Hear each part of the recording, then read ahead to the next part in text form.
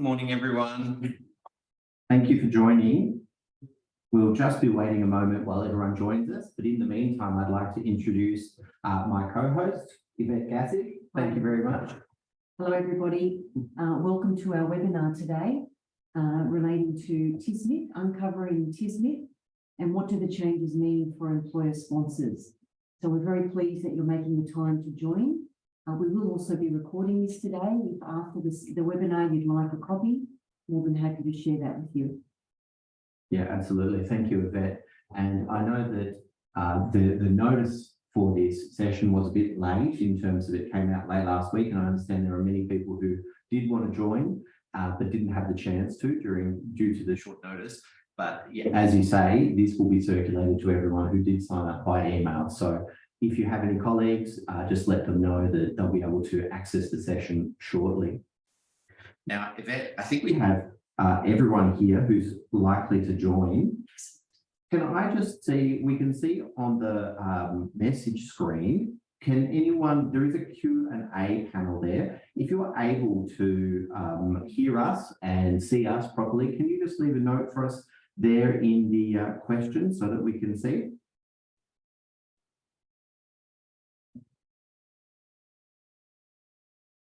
Wonderful. Thank you, Sharon. Much appreciated. And I hope it's as sunny in Bendigo as it is in Melbourne. Excellent. So, Yvette, would you like to start? Yes. So let's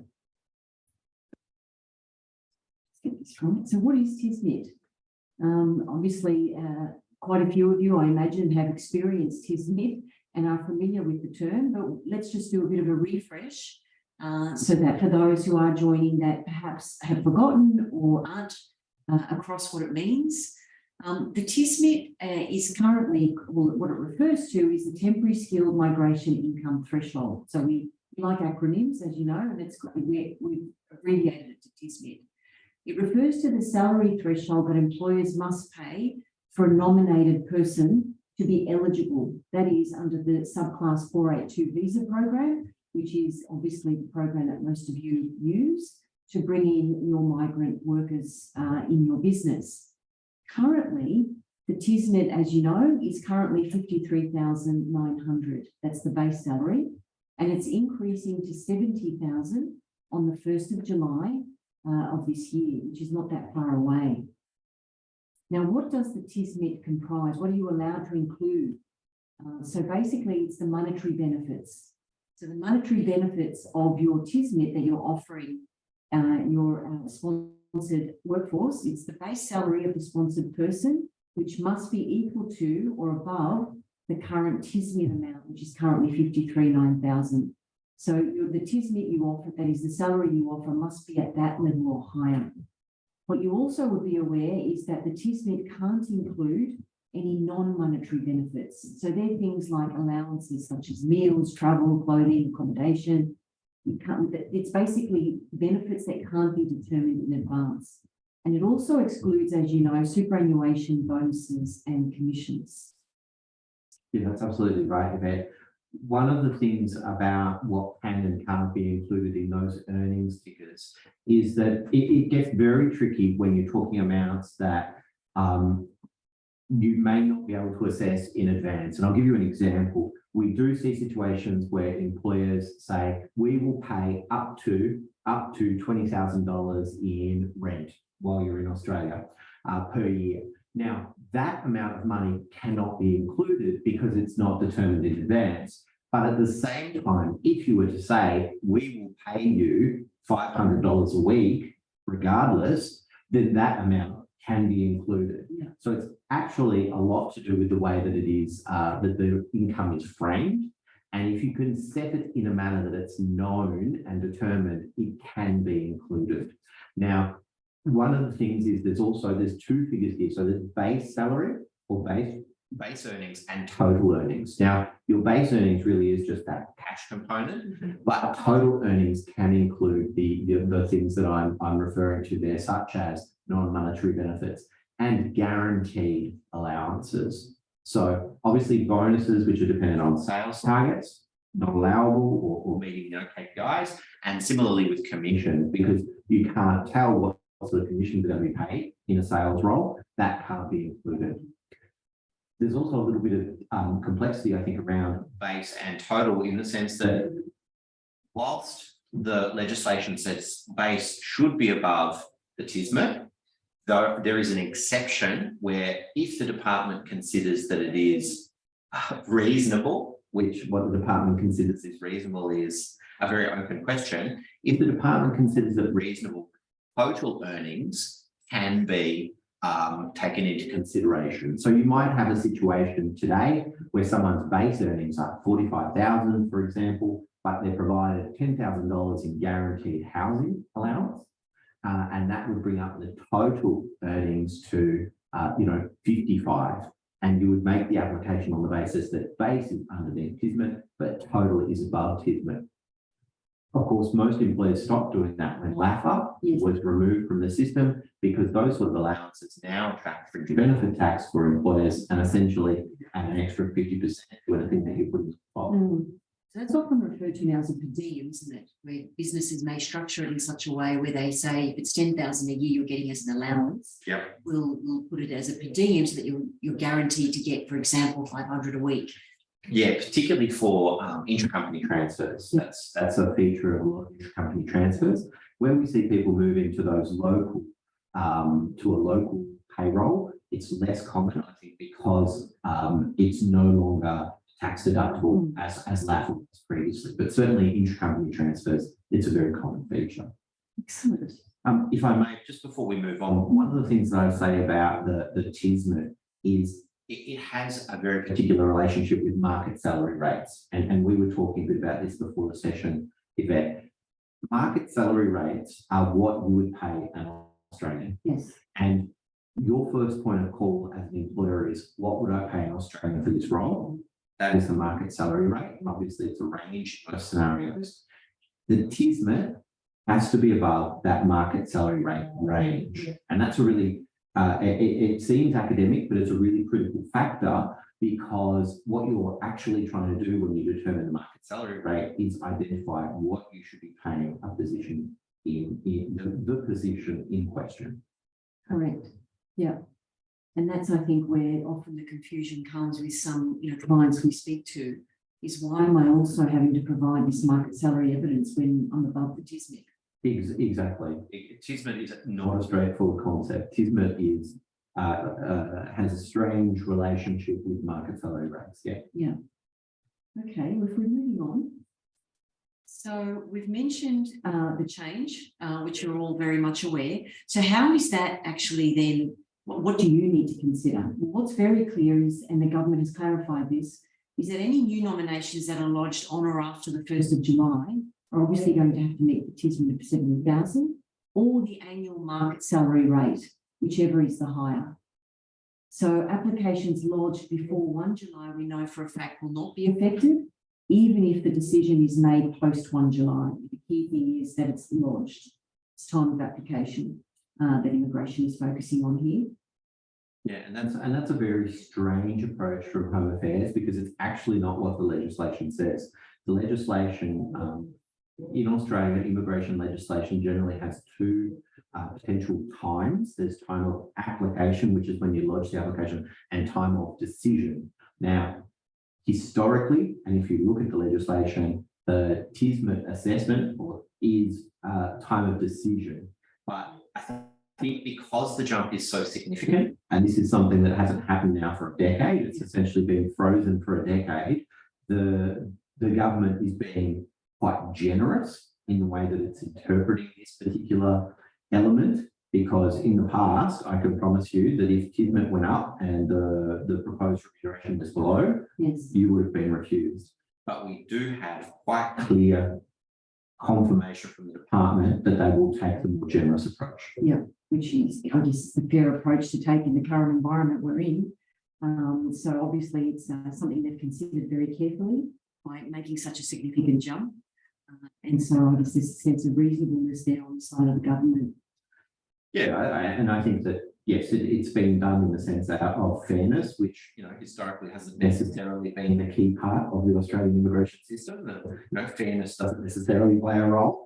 But I think the other thing here to be aware of for employers is, whilst it may appear that this has come out of the blue, if we look back, TSMIT was introduced in 2007, and between 2007 and 2012, when it was essentially frozen under the previous Liberal government, it was indexed each year. It started off at around 45, I believe, and went up by somewhere between 5 and 10% a year over the course of the next 5 years when it was frozen.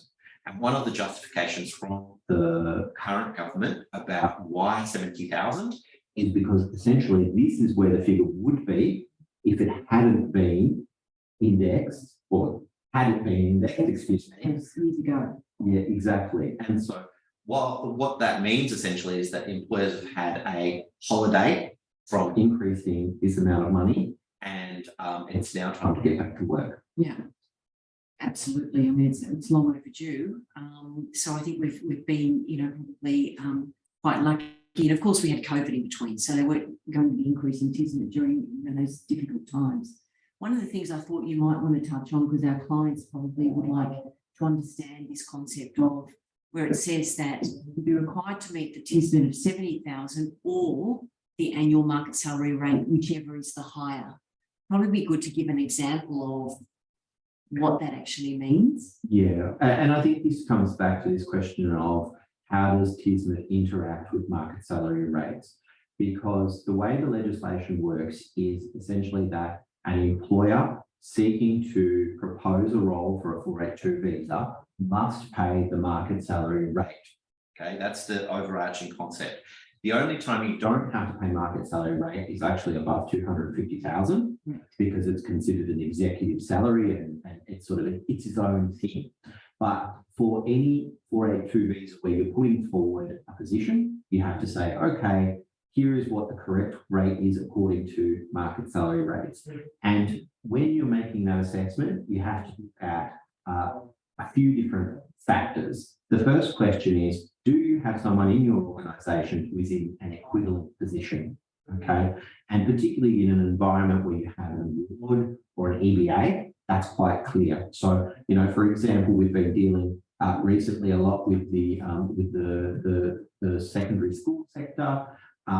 There are EBAs, there are awards in place, and you'll say this person has 4 years experience under the EBA, they are at this level, therefore the correct remuneration is X. Yeah. That will be based on what is happening internally. Now, an award is the first point of call. The second point of call is an individual contract. Yeah. Yeah. An existing Australian in a similar role. Exactly. In an equivalent role, in an equivalent location. An equivalent location in that context means the same state, essentially. So is there someone on an award? What are they on? That will determine the rate for the international person you're proposing on your 482. What is the individual contract? That's your second point of call. And then if you don't have someone internally on that equivalent, in that equivalent role, you look externally. And externally, you're going to be looking at, sure, an award, but also things like salary surveys, job advertisements, competitor salaries, if you've got access to that. That's how you work out your market salary. Okay, so even that exercise is relatively complex, but it's a sort of defined hierarchy. Once you've worked out what your market salary rate should be, that's when you say market salary rate is X, and it will either be a figure below the TSMIT or above the TSMIT. And technically speaking, if it's below the TSMIT, then the position is not eligible for the visa. In theory, you can't just elect to pay the TSMIT. You have to pay what is market rate. Market rate below it. Sorry, this position isn't eligible. Okay, and that did happen quite a lot back in 2007 to 2012 with roles that were, on an award. They might have been trade roles, this sort of thing. Now, there are some ways to sort of raise the market salary rate, if you will. They are things like if you've got a nurse, for example, who has guaranteed overtime. That guaranteed overtime can then be calculated in the base rate, and it might raise your market salary rate. But it is a complex relationship between those two things. I think the way that I think about it is ultimately the employer has to pay the market rate. The real question is, what is the market rate, and how do we work it out? And I've got some slides further on that we'll look at that in some more depth. Excellent. Well, perhaps we'll move on. So one of the key things I'm sure is front of mind for a number of you is how will the changes on the 1st of July impact you and your business? So as Jackson clearly mentioned, is the TSMIT hasn't been increased for over a decade, so there's been a pause. But what is clear is that it will be indexed going forward with CPI. Yeah, absolutely. Absolutely. It will certainly be indexed, and that is reflected in the period from 2000 to 2012. It's reflected in the legislation.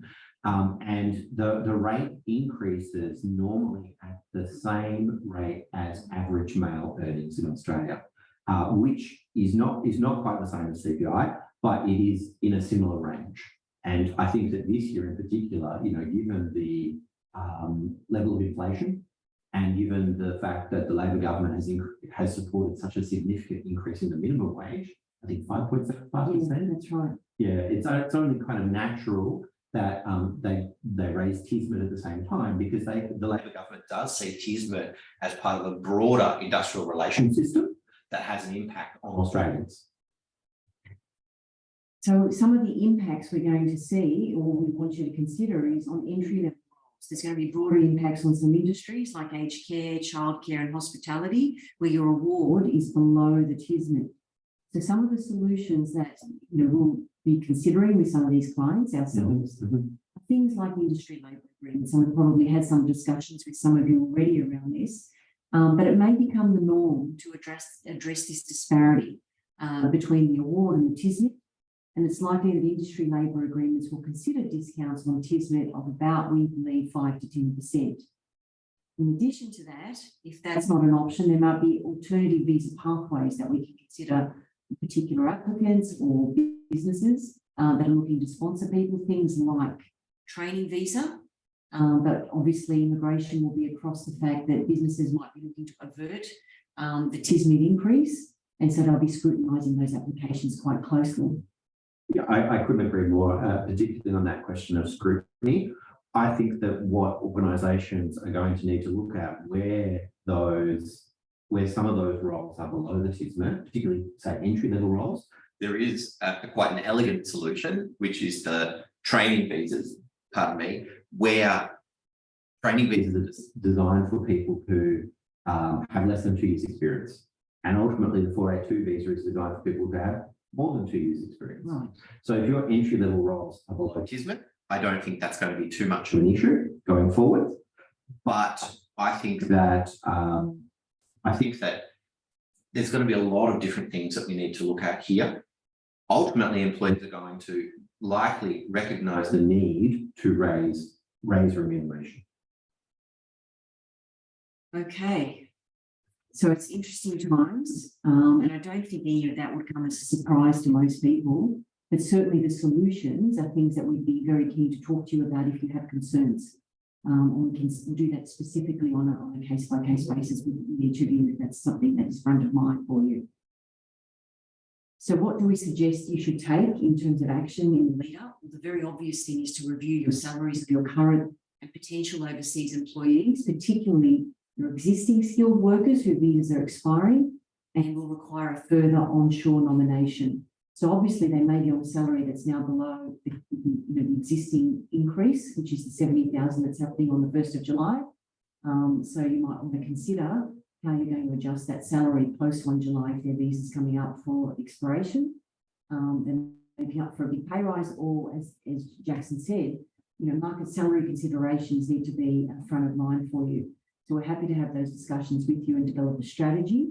So this is what our second point relates to, is developing a strategy to consider how higher salaries for new applicants post 1 July will be managed. So they're obviously new applicants with existing employees. So you'll have obviously a workforce that you've got existing that are under the current TSMIT. And then you're going to have post 1 July those that will be eligible under the new TSMIT. And so you'll have those on the lower and those on the higher, and you'll need to be able to manage that internally. So developing a strategy around that now is highly advisable. Yeah, absolutely. And I think we can see that, there's a whole spectrum of needs within employer organisations across Australia, in the sense that some of these organisations, like the ones that you've highlighted, aged care, childcare, a number of trades, hospitality, will be very, very significantly affected. And then there's a large cohort of organisations who are big users of the 482 program who really won't be that affected, at least for the time being. Sectors such as IT, where a lot of the salaries are above 100,000, they're much less affected by these changes, but they may still have some graduate roles that they need to revisit and reconsider how they're going to move forward. Are they even going to offer these roles internationally, or are they going to look at restricting where they're willing to sponsor? Because ultimately, no one wants to sponsor, in the sense that it's an additional cost, it's an additional expense, it's an additional challenge. Yes. But the labour market reality is the people aren't there. Right. So weighing those two things up becomes an expensive proposition. Yeah, and 1 July we have increases in the visa application fees coming in as well. We certainly do, yeah. And some of them very significant. Yeah. Yeah.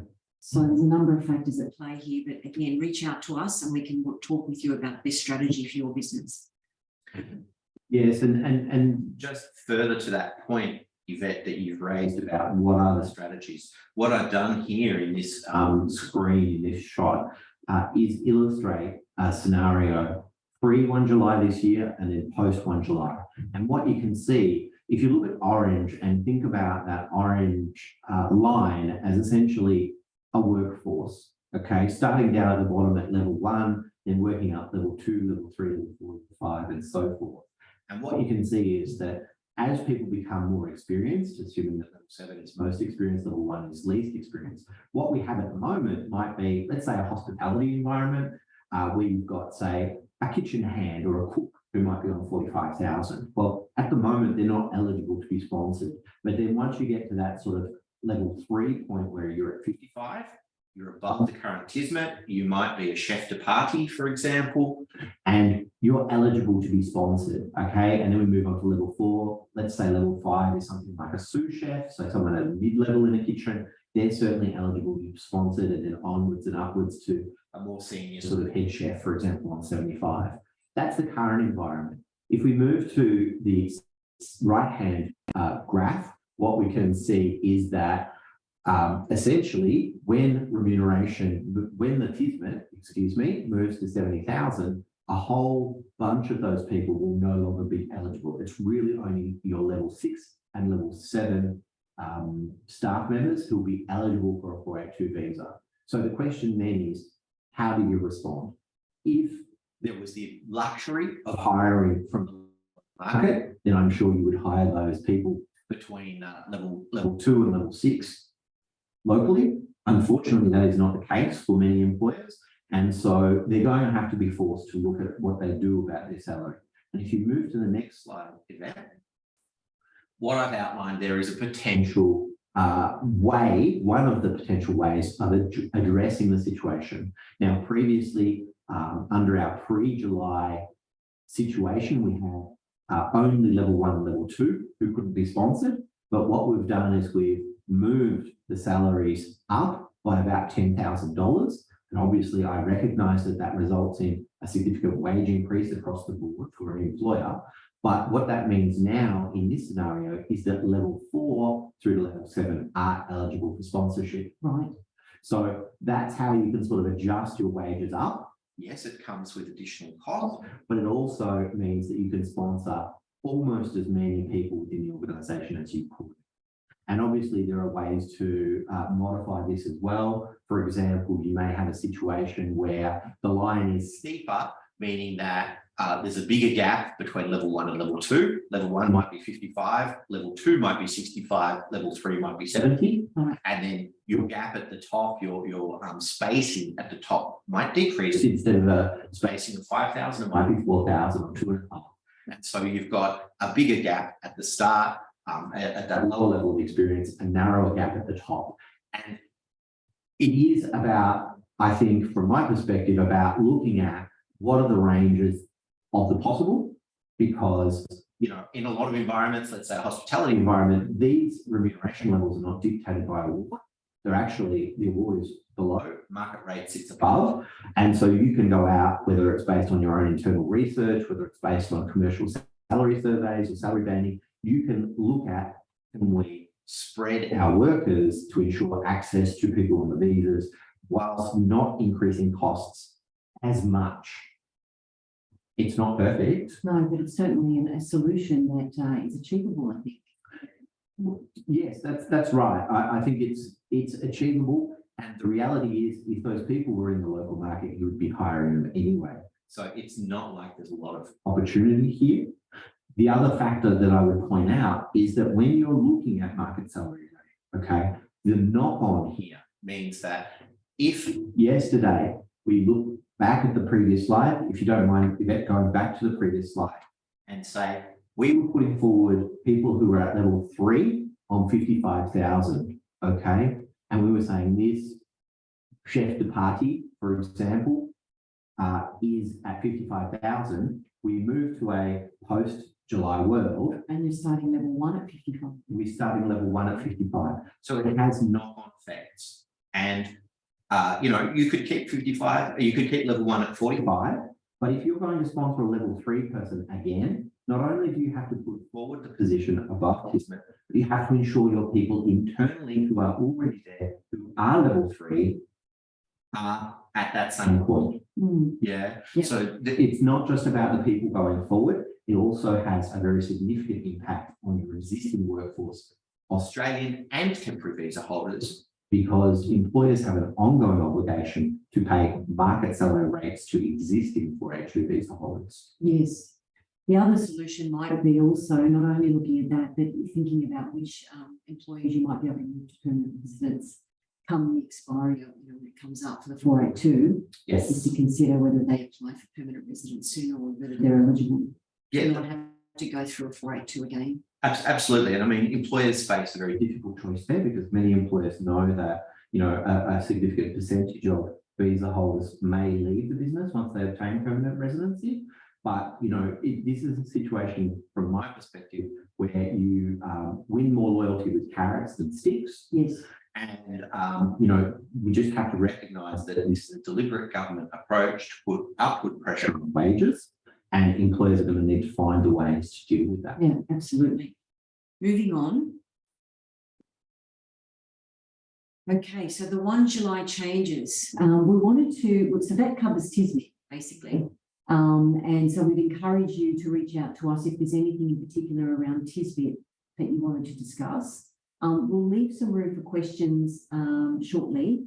We just wanted to touch on as well the 1 July changes that are coming in addition to the TSMIT change.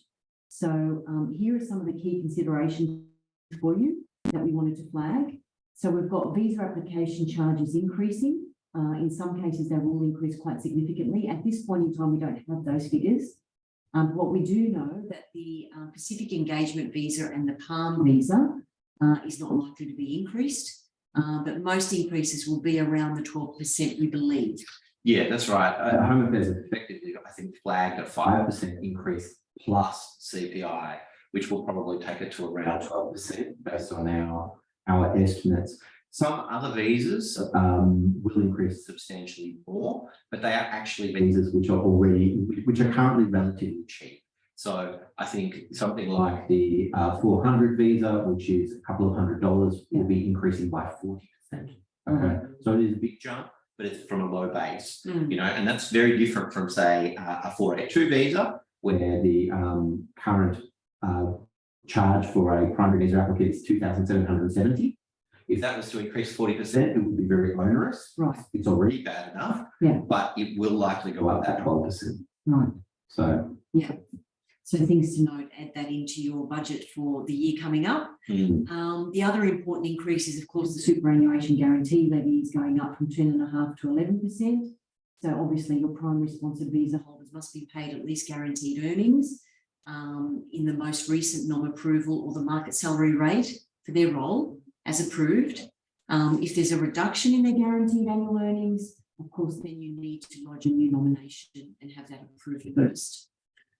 So Yeah. keep that in mind. I think that's very important to consider that in your analysis, particularly when you're doing a salary review of your staff. Yes, and where we see contracts that are specified on based on total remuneration, we generally try and encourage employers to move away from that to a remuneration which is base plus super for exactly these reasons. Yeah. I don't think it's a great way to frame your contracts. Yes. Some lawyers do encourage employers to do this to sort of reduce the impact of these type of increases. But you can see that from a temporary visa approach, it really only creates issues. Yeah, I think that's where employment law and immigration will perhaps clash a little bit. The employment lawyers are probably saying total earnings is the better way to go, and we're saying put in the base.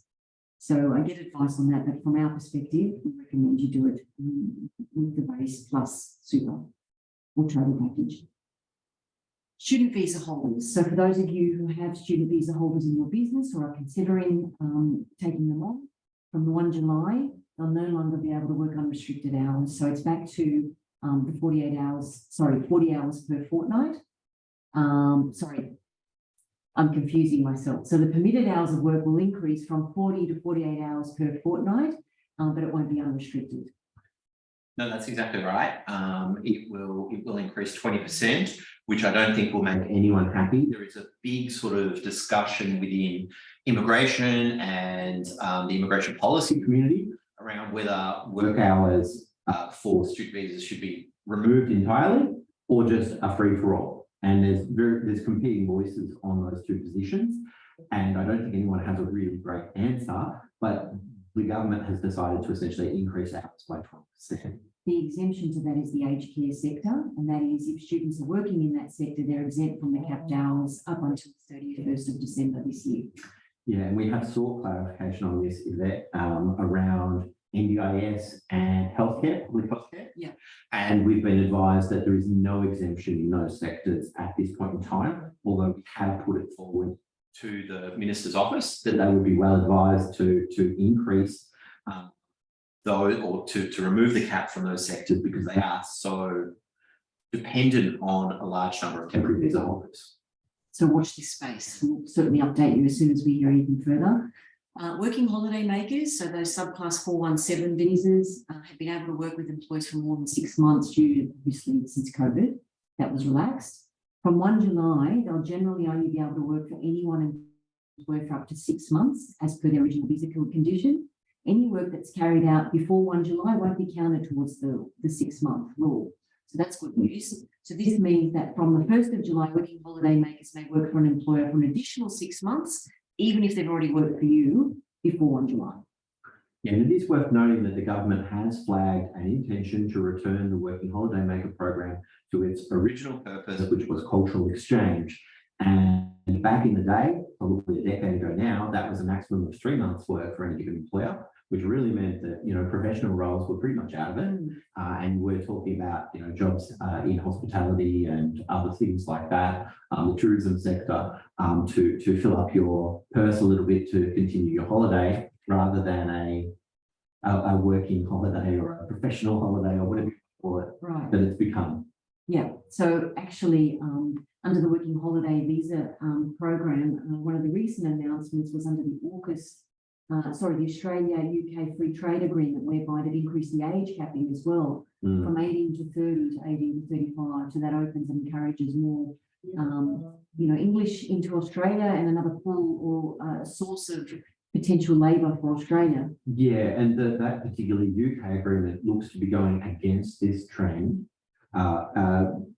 Most likely because it was introduced under the previous government, but they're going to increase the period to 3 years for UK nationals and try and promote greater mobility between the two countries, which, you know, it's one of these things in immigration, you see these sort of trends which are sort of conflicting, and I think that that's kind of one of these areas. But obviously it's beneficial to Aussies as well, because we'll be able to do a similar thing going over there. Well, I'm looking around the 35. Oh, That doesn't help me. Well, yeah, okay.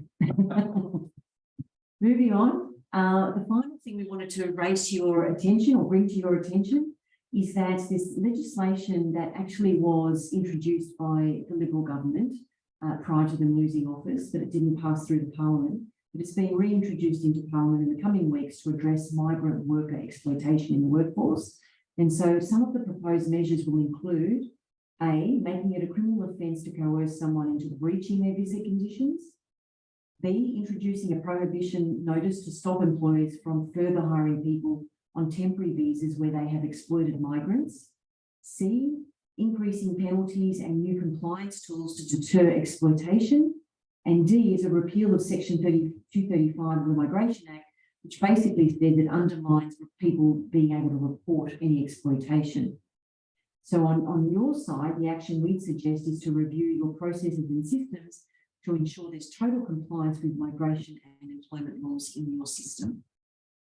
Yeah, it's a big ask because this is a sector I think that a lot of employers have not really had to focus on for the last 10 years or so. I did some FOI searches a couple of years ago, which showed that the level of prosecution by the former government had basically dropped off almost entirely. There were 1 to 2 prosecutions a year under some of this legislation, which is essentially nothing, considering that we were all very well aware that the media reports consistently on high levels of worker exploitation. The studies that have been done in this space, albeit very difficult to assess, do suggest a high level of exploitation. I think the minister said yesterday 1 in 6 temporary visa holders, which is around 15%, are being paid underneath the minimum wage. I would also point out that recommendation A about coercion goes back as far as the 7-Eleven scandal and was a recommendation by Alan Fells in his review, which is now about 6 years old. So it's interesting that one is still working its way through the system. But point B, I think, is really super duper relevant for organisations in hospitality and some related industries, retail, fast food. That ability of the department to prevent employers from hiring more student visa holders, more working holiday visa holders is new. It's been designed to prevent organisations who are repeat offenders in this area from rehiring, because at the moment the government doesn't have any capacity to prevent those employers from going back and re-engaging more temporary visa holders. Obviously, there are bars on the 482 visa program that have been around forever, but for people who are on student visas and so forth, this is an effort by the government to protect them from exploitation by stopping exploitative employers. But the knock-on of that will be that employers who inadvertently do the wrong thing, for example, by allowing student visa holders to work beyond the 48 hours, they will potentially be banned from hiring more 482, more student and working holiday visa holders. And if you are in this sector, if you're in retail, if you're in hospitality, a large percentage of the workforce can be temporary visa holders. Yes, that's right, because it's a necessity. But I think what this message then, I think the theme that this is moving into with compliance is going to be very much a focus going forward for immigration. And we've seen some examples recently. Australian Border Force recently put up that they penalised an IT company, 2 IT companies actually in Melbourne, for breaches under their obligations under the 482 visa program, specifically for underpayment of staff, and also for where individuals who had been sponsored in certain occupations were found to not be working in those nominated occupations. So I guess the message is the government's investing in this space of compliance. I would strongly encourage you to reach out if you need assistance with your compliance. We have the relevant tools. So we have a compliance tool that we can at any time demonstrate for you if you're interested to find out. But all these areas of monitoring hours of your workers, salaries of your workers, making sure they're in the nominated occupations they need to be in, should be front of mind from now. In fact, not waiting till 1 July. You should be doing it now. Yeah, and just on that note, you're absolutely right. We saw in the budget that the government has effectively doubled the amount of money for compliance. So, and I think the fact that this software company has been, or IT company has been the focus, demonstrates that it's not just those perceived high-risk industries. Correct. So agriculture, fast food, retail have been perceived as high risk, but it's not just those high-risk industries that need to watch out. And often, the cases that I've seen where clients have been audited is it's not that it's a deliberate attempt to underpay people or it's a deliberate attempt for people not to work in their occupations. It's that often their systems fail. They don't have the right processes in place to monitor and actually ensure that they are compliant. I completely agree. I mean, the reality is that there are very few solutions out there for employers. The employers who want to do the right thing, for the most part, are tracking those changes using Excel spreadsheets. I think I've only ever come across one client who had really customized their HR system to the extent that they could manage all of the different obligations. But that's why we went out and built a software system called Complies, which is designed to allow employers to manage everything end to end, from training through to audit and everything in between, to make sure they're compliant. Excellent. Well, moving on, we actually just wanted to close and open it up to questions. So we have about 15 minutes or so. So we'd encourage you to put questions in the chat if you like, and we can actually respond to any questions you might have. Well, in the meantime, Yvette, while we're waiting for some people to put forward some questions, I might ask you a question. What do you see as being the most challenging aspect of immigration at the moment, given the increases to salary for employers, given the labour market shortages? Where do you think that the really tight spots are for employers? Well, I think the first point is they can't find the people. Yes. The recruitment is a huge part of the issue for them. Mm-hmm. And employers are having to be very creative about how they get and source staff. So it's, finding solutions for them, putting them in touch with recruiters. We also have another arm of our business that is involved in health. Yes. And so we actively recruit and can provide candidates for the health sector. Yes, and aged care. And Yes. aged care. Yeah, absolutely. So we've had to find creative solutions to be able to offer that to our clients as well. Yeah, that's right. And that's actually come up in the last 12 months, because our clients in public healthcare have approached us and said, we can't find the people, what's the answer? I know that a number of our clients are doing all sorts of innovative things, engaging with refugee communities, for example, going back and trying ways to re-engage with Australian communities, underprivileged communities, supporting training and education. I think you're right. I think the local labour market is really tight. Yeah. And I think the challenge for many organisations is going to be, that's not going to change. It's a demographic shift.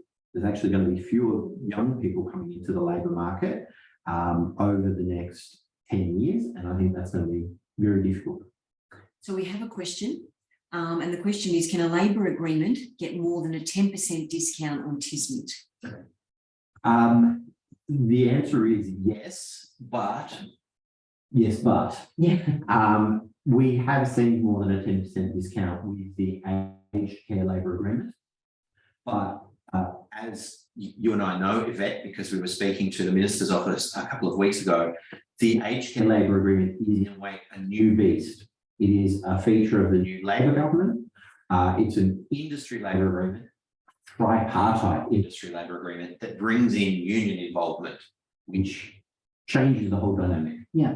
But the discount there is, I think the aged care labour agreement is going to keep a separate TSMIT of about 52,000. Right.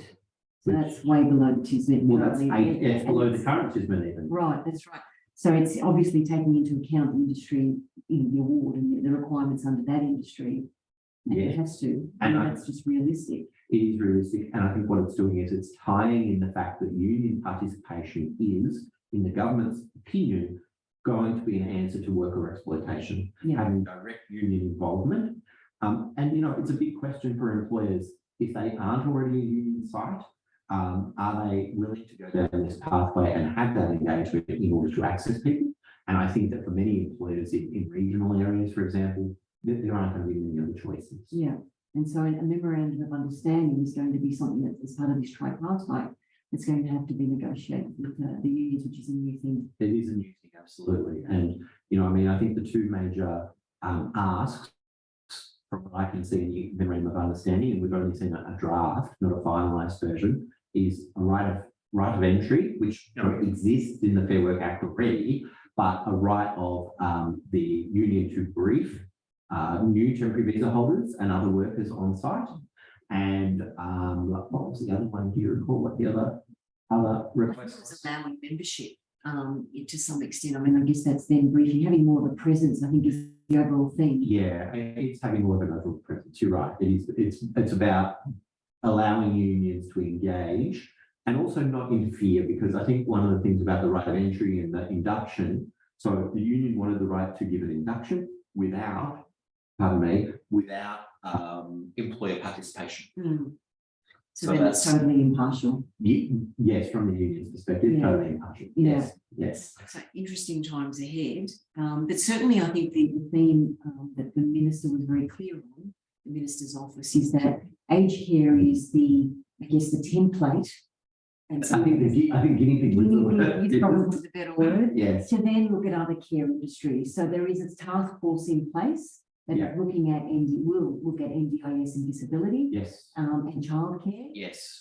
Because there are obviously other industries that are screening for people, but they can't do it all at once. Yes. So this is where the most need is in terms of an immediate need, and then they're going to move through the relevant industries and see what can be done for each of those sectors. Yeah, and I think that forms part of this bigger picture review of the system, where immigration is going to move away potentially from ANSCO codes entirely. Yeah. They're going to have 3 tiers: above 100,000, the 70 to 100,000, which is sort of the TSMIT, sort of, the mid-tiers, mid-skills.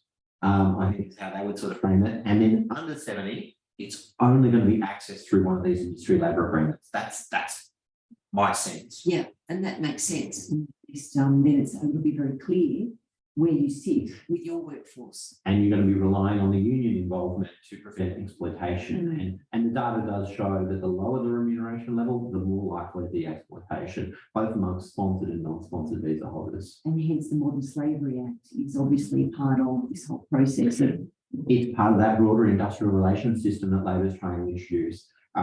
One thing that you mentioned that we didn't really talk about was the current government, are going to clear up an area of significant ambiguity in Australian employment and immigration law around whether work which is done without a legal work rights can be sort of whether the employee's rights can be enforced. Yeah. Because there are contradictory legal cases for and against across the various jurisdictions. There's no real high level or leading case in this area. And the government's taking the front foot because the courts have obviously been too unwilling to do so, in their opinion. And they're going to make it so that work which is conducted despite the person not having a lawful right to do so is still protected. You can still go to the Fair Work Commission and reclaim underpayments and various other things. Yeah. So it's Protecting the workers' rights.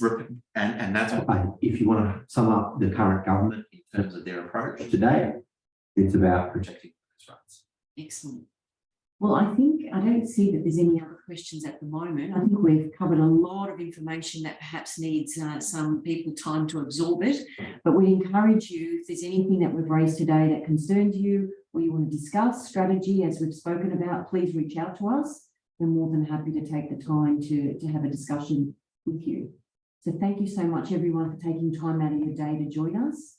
And there'll be more of these webinars throughout the year. Absolutely. Thank you, everyone, and wishing you all the best for the week.